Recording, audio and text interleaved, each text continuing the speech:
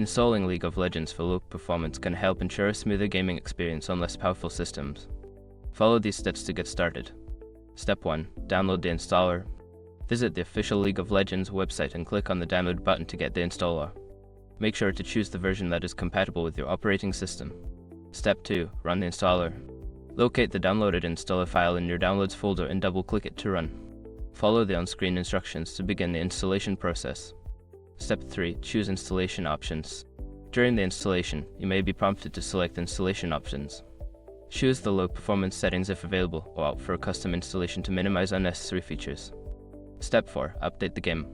Once the installation is complete, launch the game. It will automatically check for updates and download any necessary files.